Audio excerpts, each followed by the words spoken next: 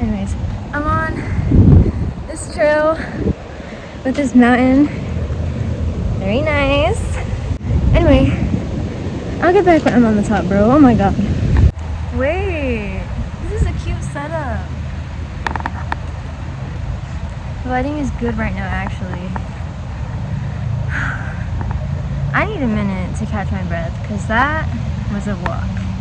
And I didn't bring no water. This is the outfit of the day. I have my 2 Uggs and my Snoopy socks.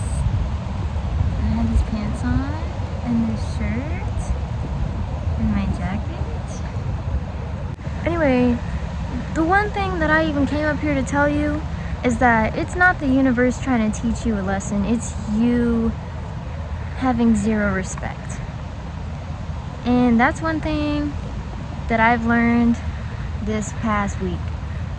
I just learned this because my friend was like, oh, I think it's the universe trying to teach you something.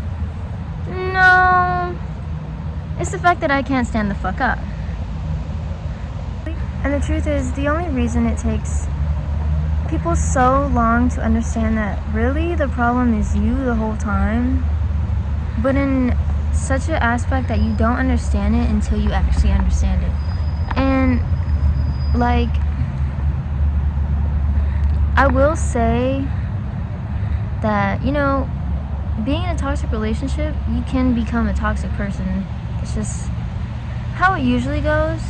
I mean, there's always a victim in toxic situations, but there's a point where you don't become the victim when you completely understand what you're in. A lot of people, when they first get in a toxic relationship, they don't understand that they're in a toxic relationship. But half of the time, people do know that they're in a toxic relationship because we have so many resources for fucking free these days. Like, literally all you have to do is just search up what a healthy relationship would look like. You have A, B, and C just there for you on TikTok, Instagram, literally just straight Google.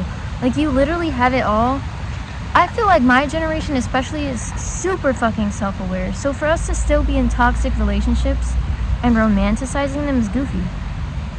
It's not even funny anymore. It's just sad. But on that, I saw something the other day and I was like, okay, you didn't have to tell me like that. If you're always complaining that the person isn't changing, what are you doing? What are you doing at all? Complaining? Wasting your time and energy trying to, why aren't you doing this for me? Like, why can't you be this way for me? Like, I thought you said you what are you doing? See, to complain about change is also part of the problem because it takes 2 in a relationship. Damn! 30-mile winds up in here. It's still really pretty though. Let's look at the view. You can't really see the mountain, but I can. Anyways. Hold on. But in a sense, you're just as toxic. This is for self-aware people that know you're in a toxic relationship and are too attached to leave. You're the problem. You are the problem.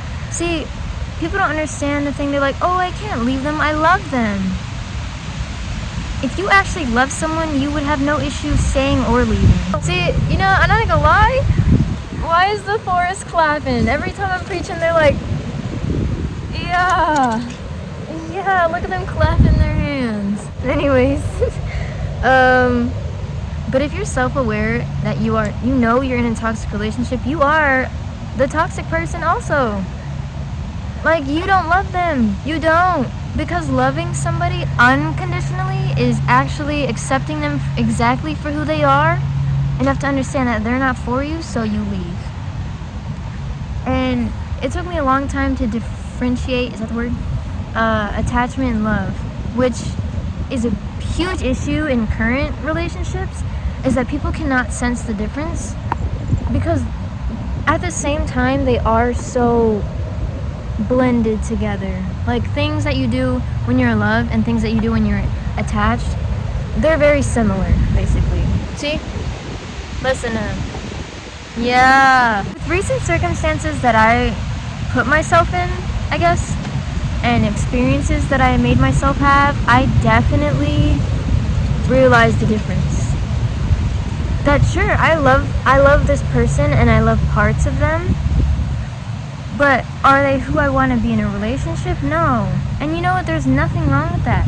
Did it take me a while to see that? Yeah. But like, okay. I'm literally young as fuck. Like, I'll be alright. So will they. Moral of the story.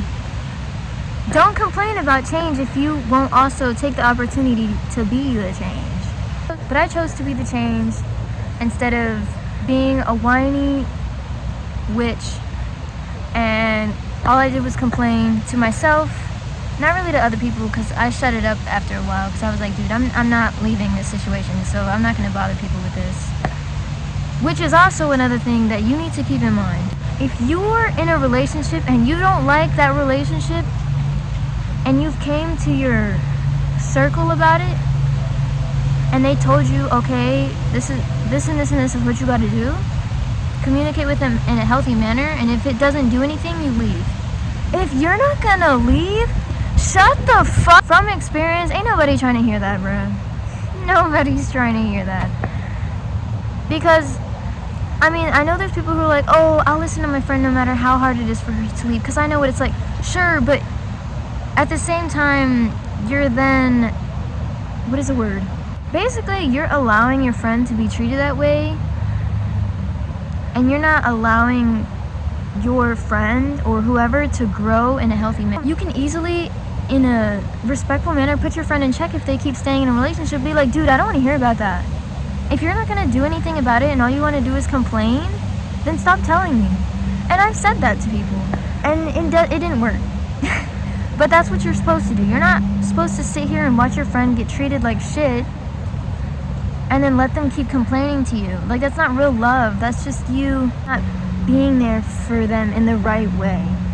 Like, that's why if you're gonna be friends with me and there's something that you can fix and you're choosing not to fix it, you can talk to me about it. I give you like 5 times. You know, things are hard sometimes. I get it. But after the 5th time, you need to shut it down. I ain't trying to hear that. I'm not. Because I gave you advice on advice on advice thinking you're going to get it in your head. But if you're not, shut up.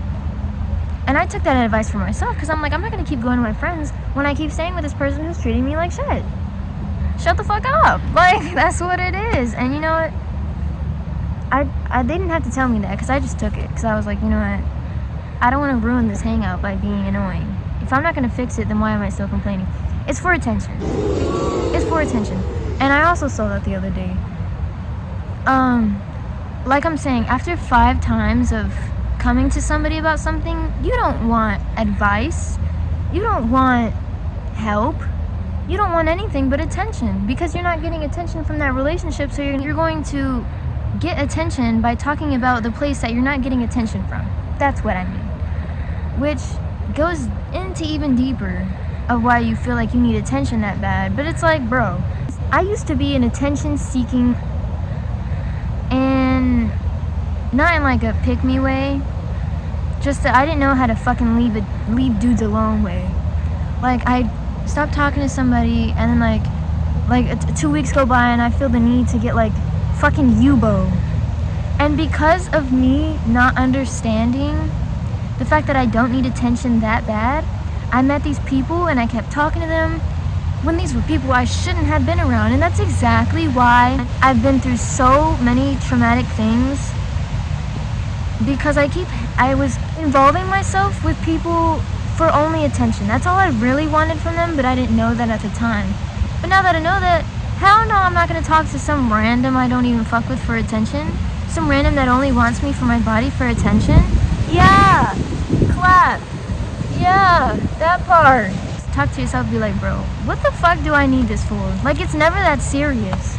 Attention is never that serious. If you can't sit by yourself and chill like this outside because you feel the need to hang out with people, and I'm still dealing with that. Like, there's days where I'm like, dude, I just lost what I usually get attention from.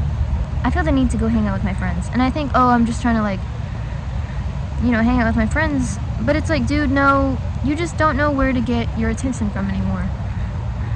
Literally why I chose to come out here today by myself and be by myself, because I'm trying to detach from that habit because it's terrible. I don't want that anymore. I don't want to feel like I need to be with somebody to feel like I had an accomplished day or some shit. The only way to figure these things out about yourself is like, you just like, it's as simple as asking yourself, what do I even feel like that for? Like, I didn't even realize that I was like this until like maybe last month, because I stopped talking to that one person, and I was like, okay, I need to hang out with somebody.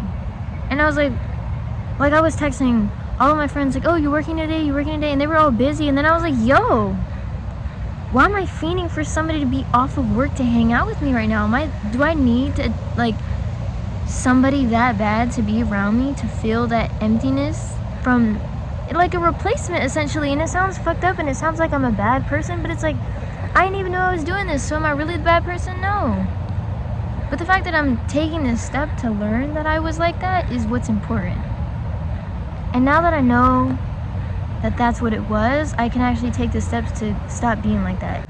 Stop complaining about change if you're not going to be willing to be the change.